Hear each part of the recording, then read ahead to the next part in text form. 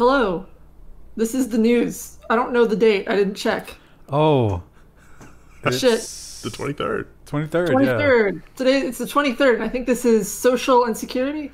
Look, June was basically Government? a wash anyway. No, it's government and social. Government. Social and security, that's bankrupt. Yes, government and social. All right. We don't even know anymore. It all runs together. Thank you all It for really watching does. and supporting, because I don't know what else we'd be doing. You know, Chris, we were talking last week about the lockdown malaise, and it's really starting to hit. Are you feeling it? I'm feeling it. I am definitely feeling it. I can only walk my neighborhood so many times, but I've found all the native plants. I know where everything's growing. There's nothing to look at anymore. We got haircuts, and Oh. that was the highlight of our several months now. Do you remember going outside? It's like a scandalous thing. But I've taken that away from myself as well. I finished building my bathrooms. I've got to get somebody else to tile it because I'm not going to tile it myself. That's a lot of work. Unless you did like the peel and stick tile, but I've heard those kind of bubble No. up if it's like a really wet environment. We're not peeling and sticking nothing. It's going to be properly grouted, cement backer board. It's going to be fine. What kind of tile are you gonna get?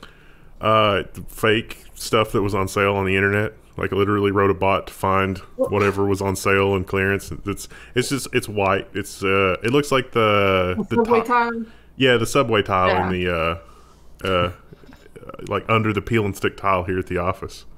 Yeah. Well, we haven't been busy by any stretch of the imagination, but I mean, I guess you're busy building your house. But it's those long days of nothing changing. But in some parts of the country, things have been very busy, and some law enforcement has also been very busy. And one of the things they did was very impressive. FBI investigators use Etsy and LinkedIn to make arrests in torching of Philadelphia police vehicles. So it was this lady's tattoo and also her shirt. She bought her shirt from some Etsy vendor and had uploaded other pictures to social media, so they were able to track her down. Now, she hasn't been tried and convicted yet, obviously, so this is, I guess, still alleged. But good Lord, there's a lot of evidence against her. This is why they tell the protesters to wear solid black shirts. Keep the immigrants, deport the racists was her shirt. Not a super common shirt. So they were like, hey, where do you buy that? Only on Etsy. Now, she happened to leave a review for the shirt on Etsy and the username was basically just her real name with a dash. And they were like, let's search for that name. And they brought up some images with the forearm tattoo. Now, Is that even police work so much as just like following? I've done that. well, that's what they should be doing. It's fantastic police work. Now, here's I mean, it's really easy. Like, she just left a paper trail. Well, okay, all right. Based on that, I saw an amazing post. This is not my original thought, but it made so much sense when you sit back and think about it. It's like, and it was, if you have ever been a victim of a crime and reported it with video evidence and nothing happened, this makes it obvious it's because you are not their client. Yeah. I can't help. There was a video from Louisville. Some guy was in the courthouse. The courthouse has a breezeway, and he was recording a scuffle with the police on the outside. Let's say, and the pepper ball or whatever was shot at the courthouse, which is, I don't care who you are, that is federal crime. And it cracked the glass. Yeah. Which shows you how hard those things hit. Yeah. That was not accidental, and that's on video. Yeah, it was hard to tell in the video which one of the cops shot it, though. But there's probably another angle. I'm sure they could have figured it out if they cared to find out. You think that guy shops on Etsy? Yeah. That'd be his downfall. Yeah. I don't think that they'll go after that one with the same vigor. That's what I was suggesting. Yeah, it's like, I don't know what's the difference between these two things, but there's some difference. Well, Krista, you point out that this is not what we consider to be classical police work. There's nobody with a spyglass, inspecting boot prints here. But in this modern age, it works, so it'd be dumb not to do it, right? And Yes. that's exactly what the IRS thought. The IRS investigation unit paid for access to cell phone location tracking database. This is exactly the kind of stuff that we warn you guys about constantly. The IRS is explicitly not allowed to do this. Remember the whole Al Capone thing? The Al Capone thing made a lot of other legitimate business owners nervous because it's like, wow, the IRS is like, this is insane. But I think the rule is they're not allowed to collect this themselves. That's correct. And that's not what they did. No, they bought it from third-party businesses. There is some good news, though, because they did this for 2 years. I think it was 2017 to 2018, and God knows what they paid. I don't think it said what they paid, but I imagine it was Probably a lot. pricey. A non-trivial amount of money. Yeah, you see the IRS on that purchase order, and you're like, oh, I'll just triple this.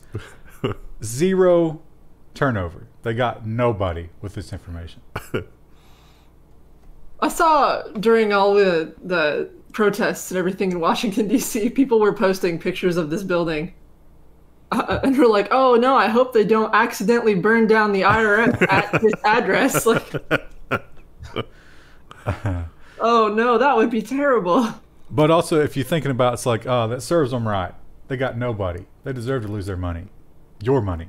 Yeah. That's the problem. They literally spend half the money they collecting the following year's money, which seems wrong. Now, if you remember last week, the old facial recognition triumvirate, Amazon, IBM, and Microsoft all came out against it, but in different ways. And Microsoft was in the middle. And they were like, yeah, you know, we're going to take some time off because we're not sure. We want to get a better idea of what's going on here. This might be wrong. And we want to make sure before we use it that it's not wrong. And then somebody went digging into the past. Microsoft pitched its facial recognition tech to the DEA, a new email show, according to TechCrunch. So you dig into this, and it's like, oh, wow, this is as Orwellian and dystopian as you might imagine. It's like, look how amazing this is. It's in the cloud. It's Azure. It's an Azure subscription service. You can just buy this, and we'll make all your problems go away. Would you like some Office 365? We've also got some Office 365. The funniest thing about it is because it was like a freedom of information thing, you get the whole correspondence. And the DEA's response was like, yeah, we like this, but we've seen what's happened with immigration. We don't really know if we want to face the backlash for this. Microsoft's like, but we can make money. Yeah. And you can steal money. Works for everybody. And in New York, obviously New York was one of the flashpoints for the big riots and stuff. And it sort of revealed how far they're willing to go with their tactics to deal with this kind of thing. For example, burning police cars. And so a lot of people for a long time have been trying to get New York just to admit to what they're doing in terms of tracking the people. And they never would. But now the climate's changing a little bit, and I think they're like, oh, you know what? We better deal with this. New York City passes the Post Act requiring police department to reveal surveillance technologies. Not that they, do stuff, but, well, it's been a little bit tongue-in-cheek because in New York City there's a lot of closed-circuit cameras and there's body cameras and all this sort of stuff. And so in the past, when oversight bodies have asked, what do you use? They're like, well, we've got closed-circuit cameras everywhere and we've got body cameras and blah, blah, blah. But that doesn't say anything about the software or what they do with the footage or the retention policies. Like, do you keep it forever? Do you keep it for like a week or 2 weeks or a month? What is it? This is going to require them to disclose exactly what they do with it, the software, do they do any kind of analysis? This is much more comprehensive than, oh yeah, we've got cameras that record everything. And especially after 9/11, New York has this domain awareness system, which it really does just record everything. And you assume it keeps it forever. And the whole gunshot analysis thing where it's like, oh, we heard a gunshot over here. So I guess we'll find out about that. It'll be interesting to see how much of that is redacted or how much legally can be redacted. I mean, I'm thinking about the freedom of information requests from that gunshot analysis thing. A lot of that has been hidden behind layers and layers of subterfuge because it's like, hey, we have this very specific question. And they're like, yes, we have a gunshot analysis system or a gunshot location system. And it's like, well, that's not what I asked. And also in New York has had this ongoing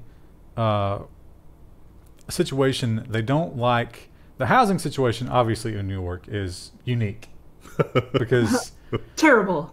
A lot of people need a lot of places to live, and you get the big buildings and stuff, and it's kind of crazy. Plus, they got that rent control thing and all the these rules about renting and stuff like that.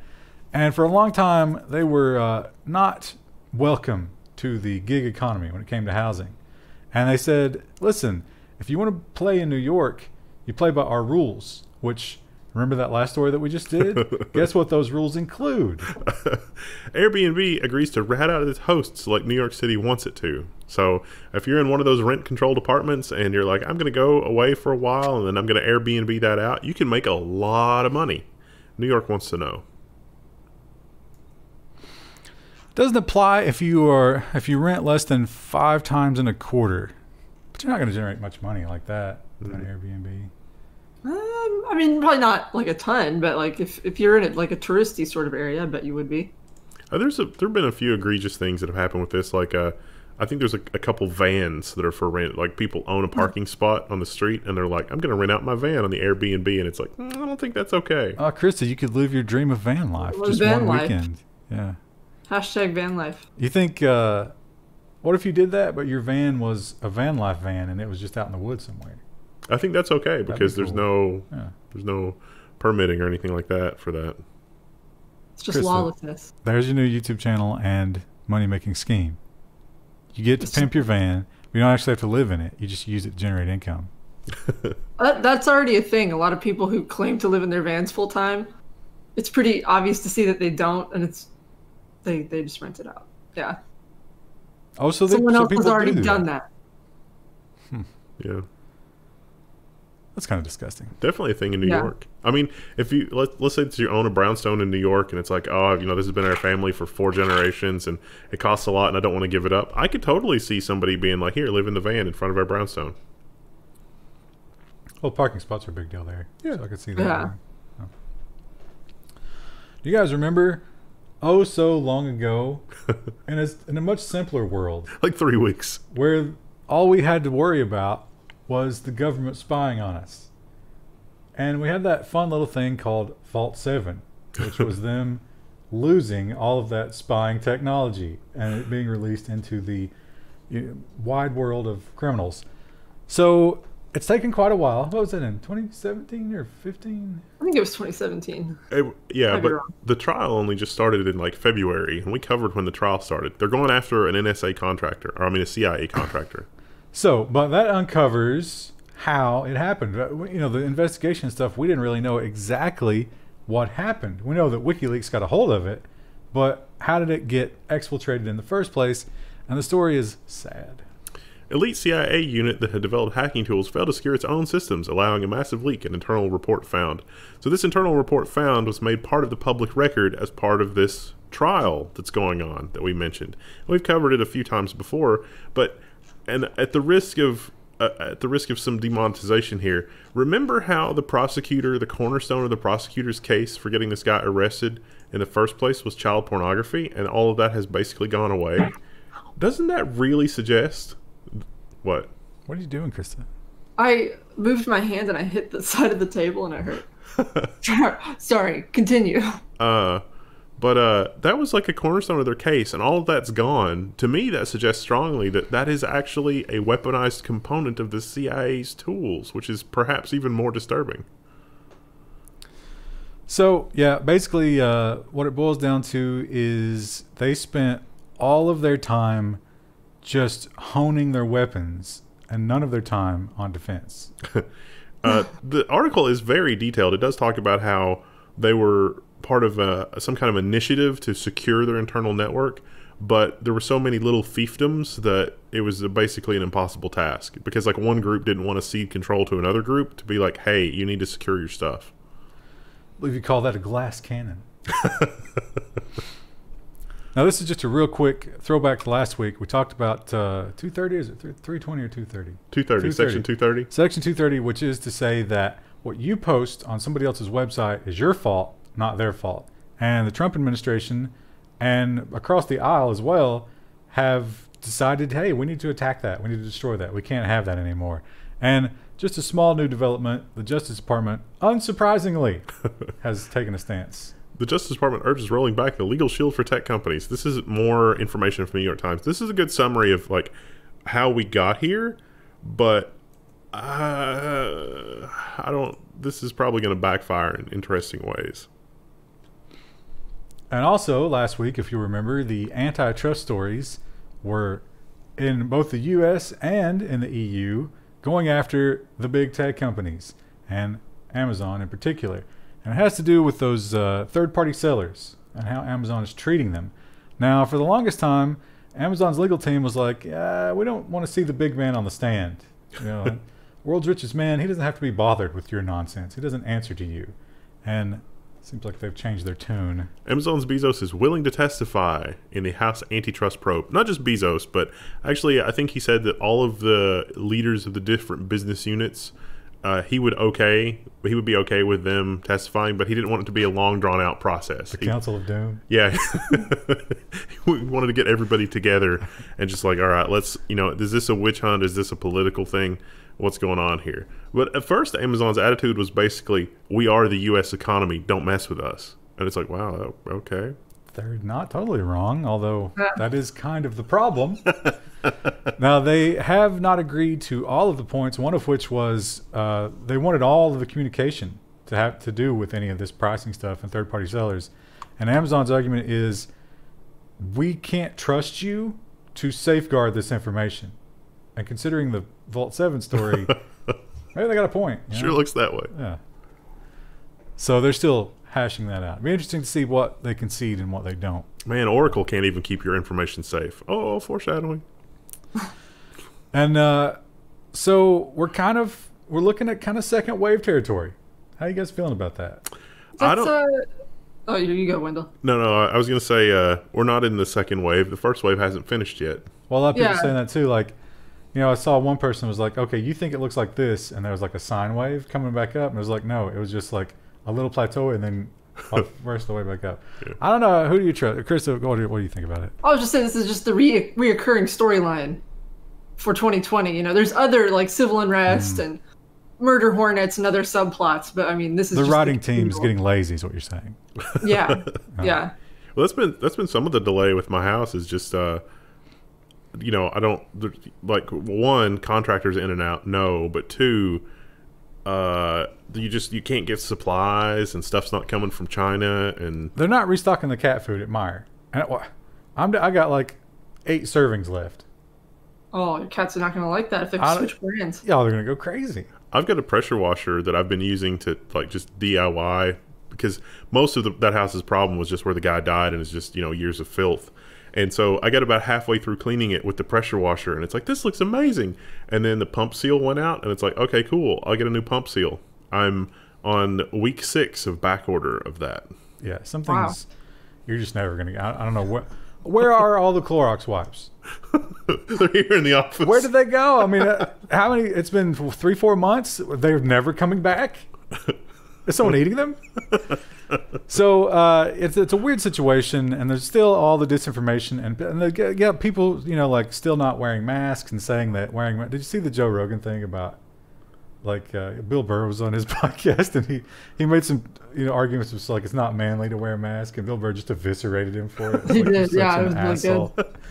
But if you wear pants, you can wear a mask. There are a lot of people out there who still aren't doing it, and it's sort of like that whole mentality of don't tell me what to do.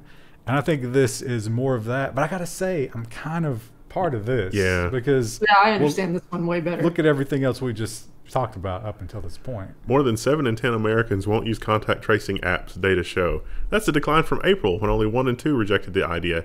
You think maybe that Americans don't really trust anything because every time they trust somebody, they get burned? Yes. That's just been like a summary of the last 30 years. Yeah. Plus, they're looking at those stories like the cops tracking down a woman because of forearm tattoo and an Etsy shirt. And it's like, oh, you're telling me if they had this, they wouldn't have used it? We can't find, even though we've got his name and badge number, we can't find this guy that shot at a guy in a crosswalk from the courthouse. So, yeah, I got to say, very hesitant. I'm hesitant to install any app on my phone. Yeah. I mean, one thing about reading these stories every week is you just become browser plugins and phone apps. I got to be damn sure. Ryan installed the contact tracing app. Little did he know he owed the IRS $50,000. That's how they tracked you down. I haven't done that yet. I got to do that. I'm reaching the level of paranoid where I'm like, maybe I should just not have a smartphone. Like, I haven't reached it yet, but I'm getting there.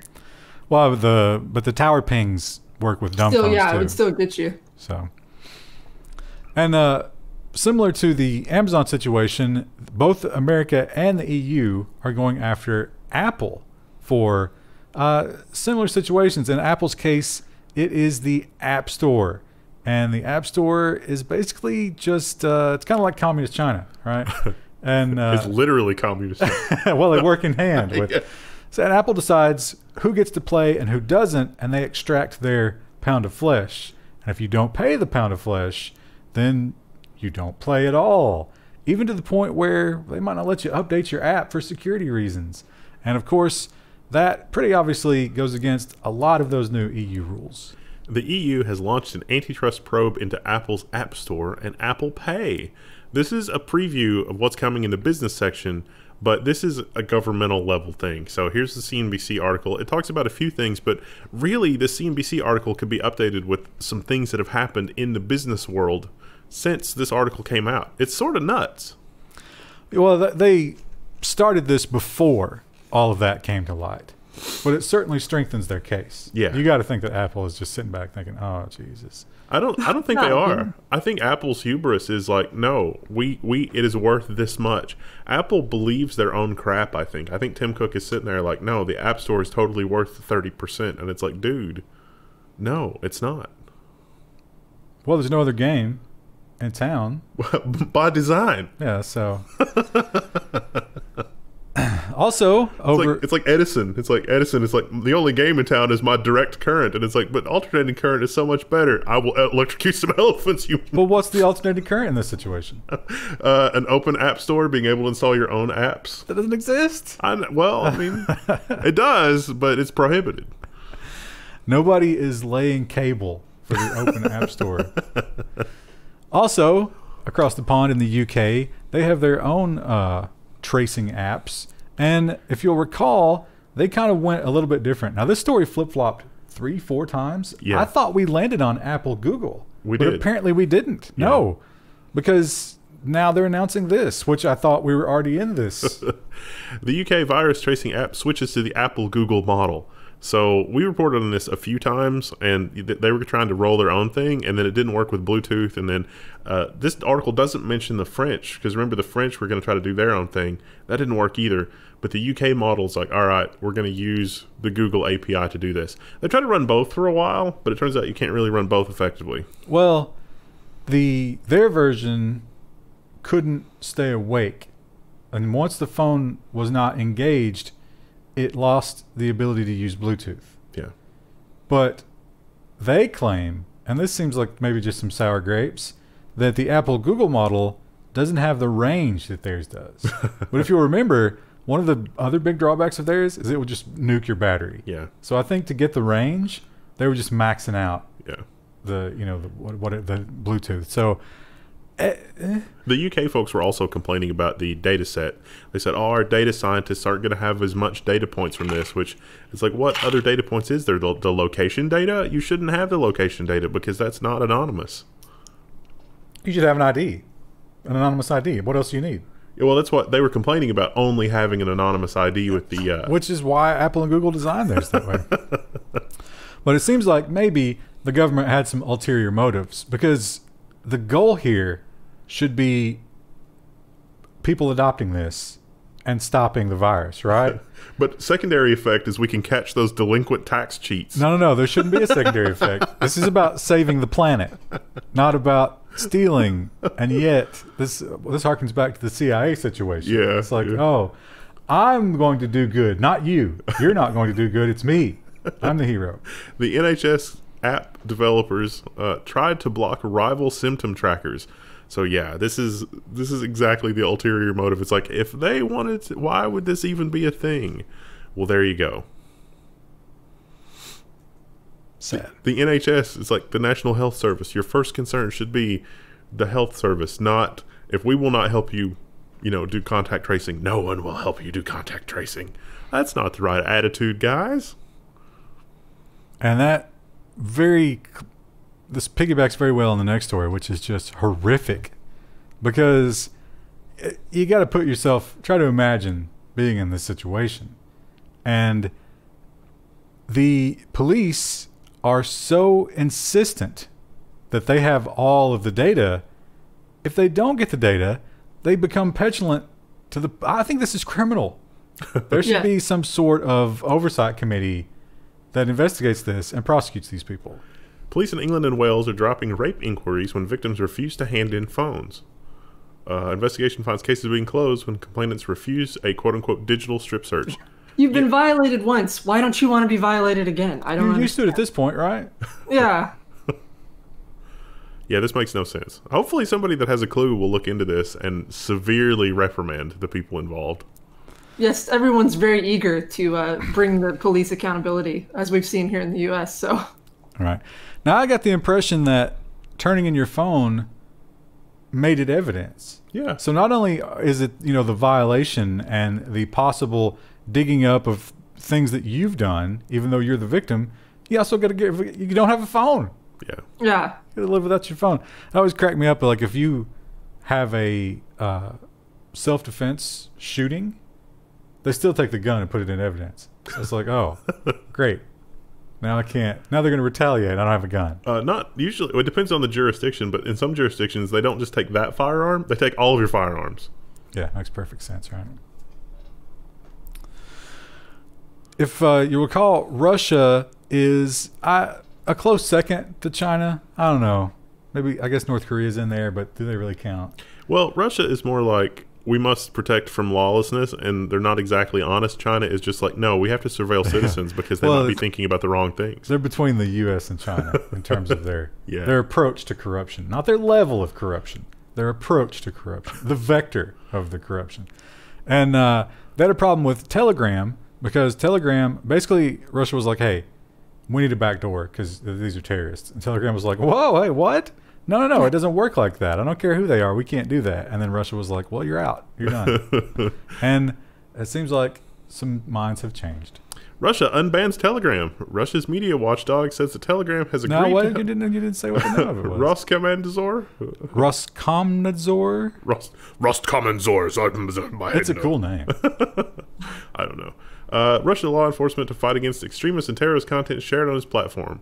So apparently Telegram has some way of dealing with this, although the article really doesn't like, I mean, I feel like that they should have at least asked them, it's like, hey, did you enable a backdoor? Really? Because the backdoor was kind of the line in the sand. Yeah. So have they just done it? Is it, I would love a statement from Telegram like, no, we still have end-to-end encryption for users. It's just content shared publicly that could be, flagged for taking down or whatever. Because, like, if you can flag public content, that's a different situation. What terrorists are communicating publicly all of a sudden? I know the protesters here have been using it too. So it's like, is there already a backdoor here in the U.S. one? And they're like, well, we might as well just give it to Russia too. We've already given it to the U.S. authorities. Yeah, that's a good point. Yeah. That's unfortunate. Is Signal still banned? Is Signal still safe? In Russia? I don't know. Good question. They're making changes to Signal to not require a real phone number, so that'll be nice. I always thought that was annoying. It was like spammy. It's like, oh, you can have great end-to-end encryption, but you're gonna have to set it up with a real phone number, and it's like, come on. And speaking of China, the whole U.S.-China trade war, almost shooting war thing continues. It's kind of just simmering right now because we have so many other problems here in the country. But the whole AI 5G situation is still kind of the front line, and things keep happening there. Baidu breaks off an AI alliance amid strained U.S.-China ties. The search giant was the only Chinese member of the Partnership on Artificial Intelligence, a U.S.-led effort to foster collaboration on ethical issues. We're done. We're out. They say that they're the only member, but they do mention it later in the story, but it's important to note that most of the other major AI players in China have been banned from the U.S., so Baidu was the only one that wasn't banned. Yeah, they're saying that they're going to take their ball and go home. And that shows a confidence that they think China's way ahead in terms of AI. And from all the headlines we've seen. It sure seems like it. Yeah. If they can, identify people by the way they walk just in random crosswalks in Beijing, it seems like they're ahead. There's a Bee Gees joke in there, but well, Krista, what do you think about this sweet animation? You know, I have the paywall, but all I can see is this GIF going across the top. So it's like, thanks for reading the New York Times from 1998. Well, the story here is disturbing, and the official story is that this is optional, but they have several accounts within the text that say maybe it's not optional at all. China is collecting the DNA of tens of millions of men and boys using U.S. equipment. Yeah, so it's like, oh, you're into the hospital? Yeah, we're going to just go ahead and add you to the database. Wait, what? Well, not just that, they're going door to door. And like the very rural places and the schools and stuff like that. But it's only the males, which is interesting. Supposedly because crime is so gender specific in China. I don't know. Did nobody tell them that that gender is a choice? I'm kind of offended as a woman that they think that I can't commit a crime. Would you stand up and be like, you will take my DNA? Because I plan on murdering someone in 5 years, and I want you to be able to track me down. So, yeah, they say that it is voluntary, and, you know, you do it for the greater good. But they talked to one guy who was in one of the more rural places, and he was like, you know what? I don't want you poking me and my sons. What if I say no? And the people collecting it were like, well, you'll become a black family, which means that your social score essentially becomes nothing. And you don't go to hospitals and you don't travel on mass transit, and it definitely sounds optional. You're done. Also, their use of the word blacklist or black there is totally inconsiderate. I don't know what they're thinking. It's like they're not even woke, the Chinese government. Meanwhile, in the financial world, the cryptocurrencies, they're doing okay. You know, I think that I would expect Bitcoin to do better. Especially since the difficulty curve. And since we're rushing headlong into a revolution. Yeah. Although, what if there's no electricity in the revolution? Let's just say it, chat. Like, that's what's happening. Maybe somebody in one of the nice, safe Scandinavian countries can adopt us. We can just go hang out there in exchange for our Bitcoins, which are useless to us because we don't have electricity. But the federal government is slowly waking up to the fact that digital currency is something that's not going away. I think for a while they were like, this thing's going to blow over. But now it's kind of clear that it's not going to. So if you can't beat them... The U.S. government is paying a crypto startup to explore a digital dollar. So my eyes, this sounded really interesting until I got to the part where they were like, well, we could probably issue you some digital crypto in proportion to your real wealth. And it's like...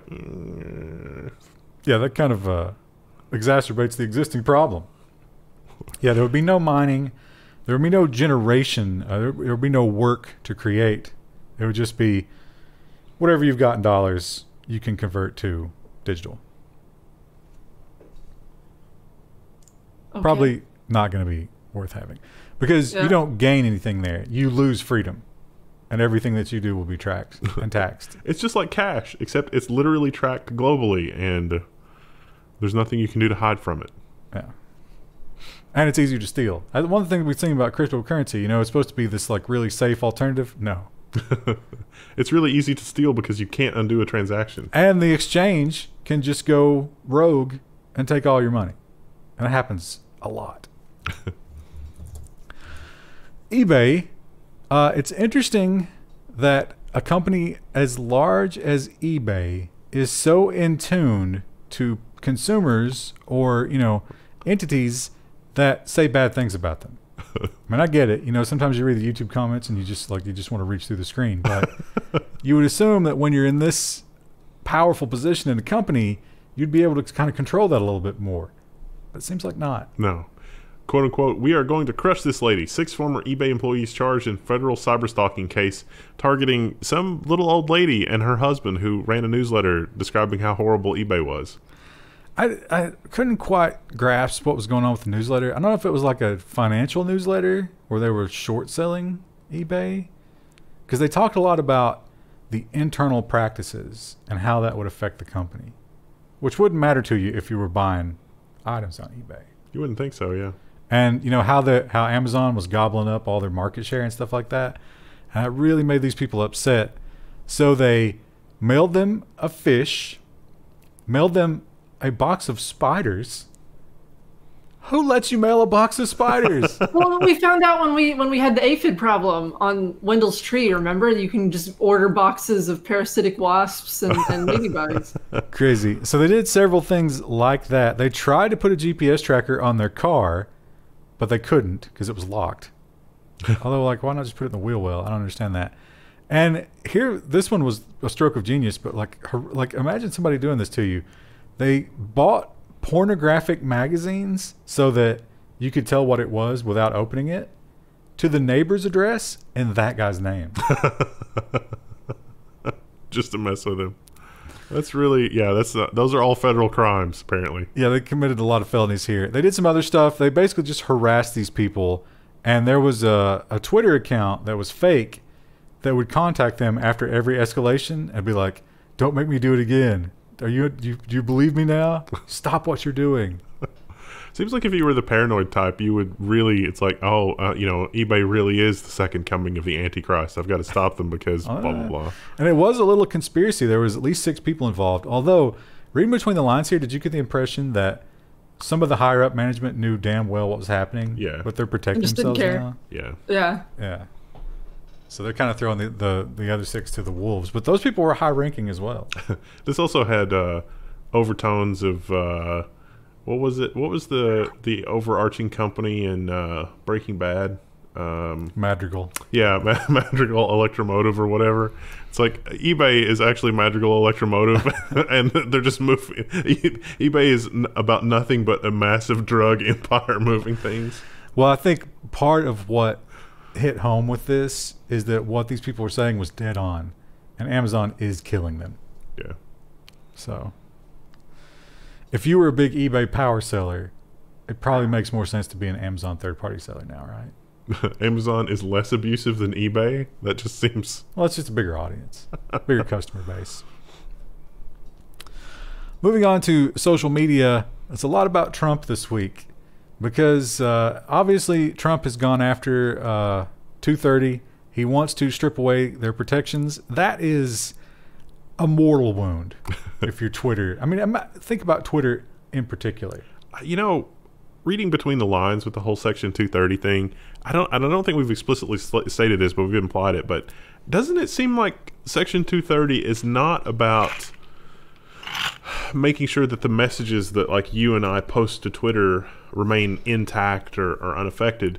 It seems like it's more like a leverage to use to get companies, liable for something that then they will not be prosecuted for. So like, oh yeah. Well, it's either it's kind of like the drug laws, right? We know they're ineffective. We've known for 30 years that they're ineffective, but so many people violate them that if they upset you, you can just use it to shut them down. Like, yeah, it's a leverage tool. It's not really an enforcement tool. So, like a practical example would be Google. We want you to do ABCXYZ, which under the law you're not required to do, but we would like it if you helped us with this in order to do that. And if you don't do that, then we're going to come after you for stuff users have posted. Yeah, there's 10,000 examples of you violating this law, and we've overlooked it, but we don't have to. And there's no... It's going to keep people from wanting to come into the industry at all. It's like, why would I have a site where you can have comments or forums or anything? Yeah. Because I can be held liable for it, so I'm just not going to do that. Which, and it makes it a lot easier for the government to control what people are saying and talking about. Yeah, then you go back to the television stations, which is how they had it for decades and how they loved it. So, look at the Sinclair thing where everybody's saying literally the same thing.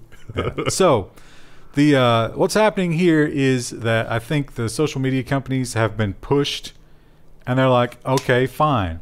If we're going to follow the actual letter of the law and the letter of the rules, then we're going to apply them to you. And they have to know that this is going to infuriate the man. Facebook and Twitter removed manipulated video from president's accounts after DMCA complaint. Rights holders are asking Twitter to remove it too. So, yeah, this is like the little video of the 2 toddlers running, I think. Well, yeah, so it was manipulated. It took me a minute to understand what was going on here because it's the toddlers running away from each other in the manipulation. saying that one of them was racist. But the point of it is, the guy who made it is a pro-Trump guy, and he labeled it CNN, as if this was something, as if CNN would manipulate the media to make us think that there was racism going on where there was none. Yes. So they said that was a manipulated video, which it was. Like, it was kind of obvious that it was. But it was not manipulated in the way that they were implying that it was manipulated. It was, the manipulation was the joke. Yes. So if you understood what was happening, and again, I just reading the text, I hadn't seen it. It took me a minute to figure out what was going on. But they do play at the end of the manipulated video, the real video, and they're like, oh, this is it without fake news. But CNN didn't make that. Yeah, Trump retweeted the manipulated version. But he didn't tweet it as if it were real, because it's obvious in the context that it's not real.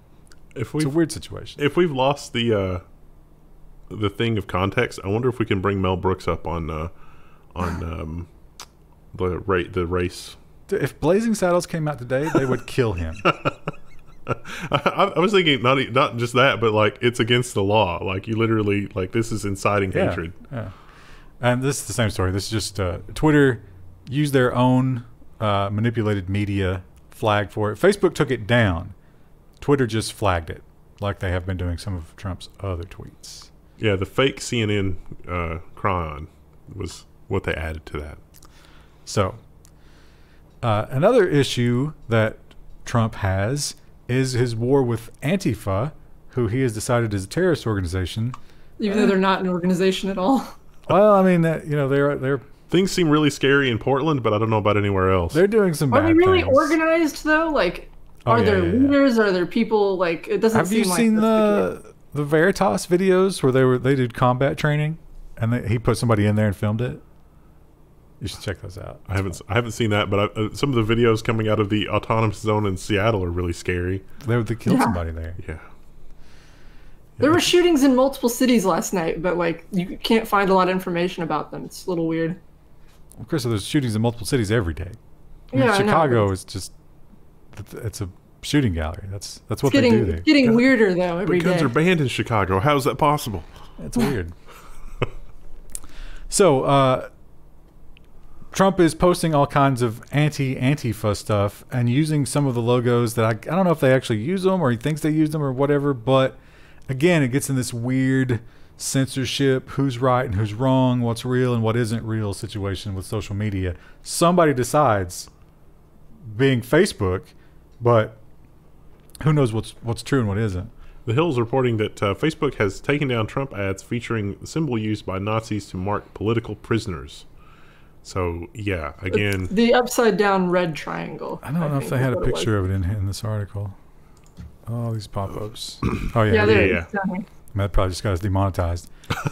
But thanks for joining Patreon and or Floatplane, everybody. Apparently, this is being used by the protesters in some way. I don't know. I don't know that it is, though. Like, that's the thing, is like, is Antifa enough of an organization that it even has a symbol? Like, no, yeah, they got the flags. It's like a red flag and a green flag in shadow. They definitely have stuff like that. I don't know if this is one of them, though. I don't know where this came from. It's never a good situation when these sorts of people are using technology and the platforms that technology provides to subvert a truly democratic process. What truly democratic process? Yeah, did you hear about Kentucky? We're losing like half of our voting booths. Why? I haven't gotten my mail-in ballot yet either. I asked for it. I went and signed up for it, but I forgot that 18-year-old Ryan was hipster and edgy and is like, no, I'm going to be an independent. And I'm basically like, dude, what? Don't waste our time. You don't matter. You don't have a voice. I also looked for mine, and I have not gotten it in the mail. My husband did. He got his absentee ballot, but... Well, politics is something that is going to ramp up from here on out. Because even if we weren't having a revolution, we are having an election, as you point out, Krista.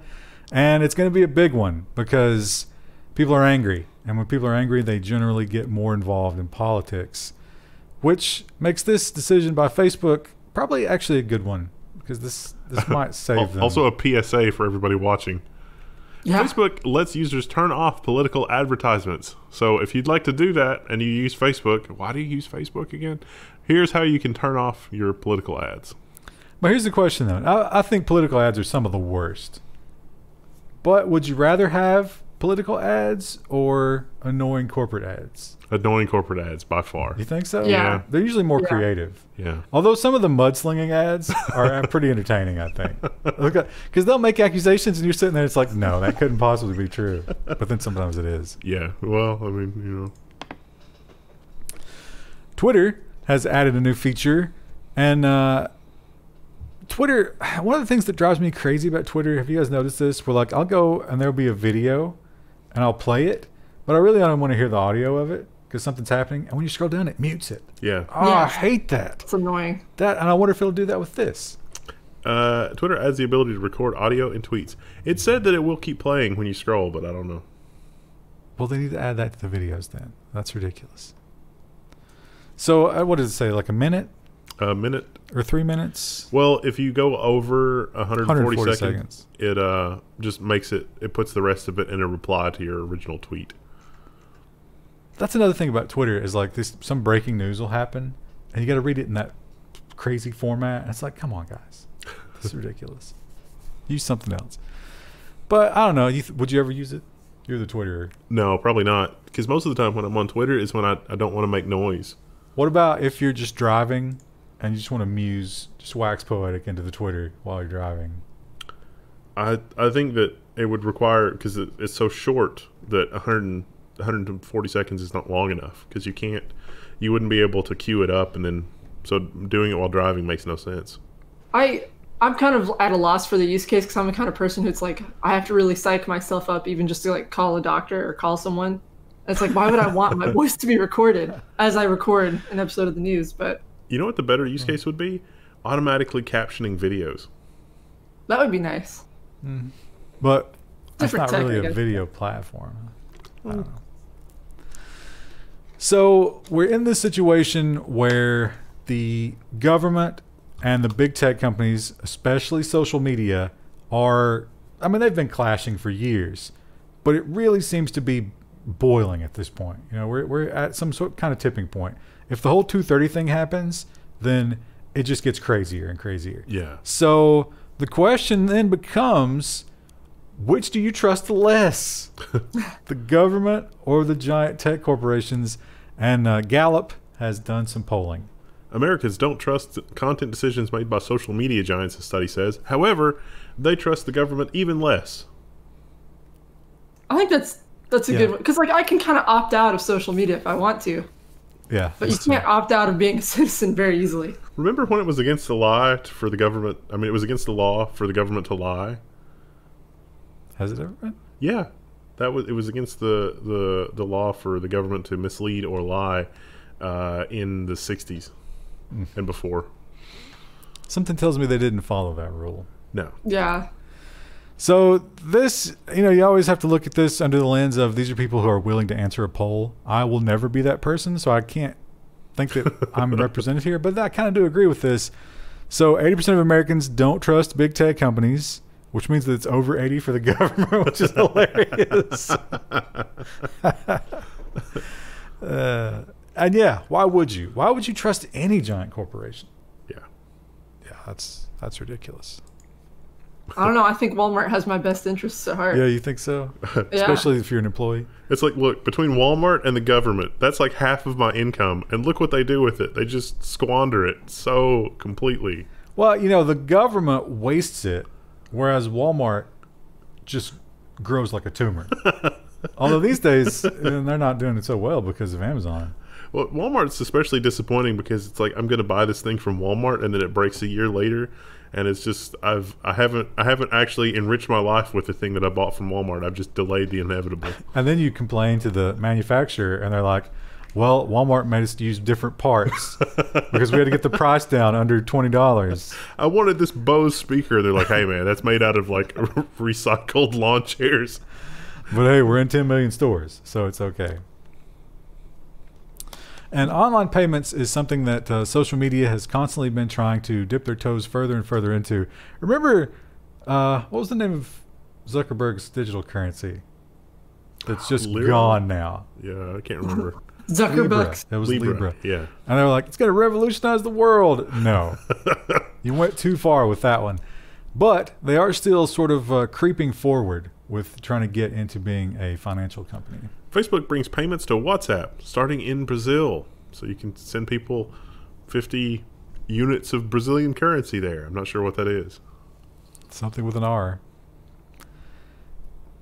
100 is probably like 50 cents. I don't know. Somebody in the comments is going to give us the conversion ratio. So this is eventually probably going to be everywhere. I don't see myself ever using WhatsApp. Do you? When Section 230 is repealed, it's going to be like, you can't bring this to America, or we're going to go after you for Section 230 violations. What? Those have to be public, right? What?